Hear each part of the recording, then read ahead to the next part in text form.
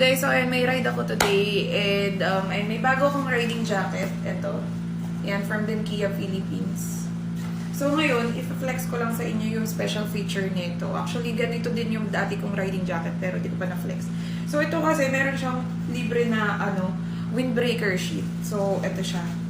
Pero kasi nung nag-drive kami sa Davao, para siyang Tagaytay of Davao, ang tawag doon is Buda or Bukidnon Davao Road. Medyo malamig. So, inilagay ko siya. Ngayon naman, mag-aalas 12 na ng tanghali, so mainit yung ride. Ngayon, tatanggalin ko lang siya. I-unzip ko lang siya. So, ayan.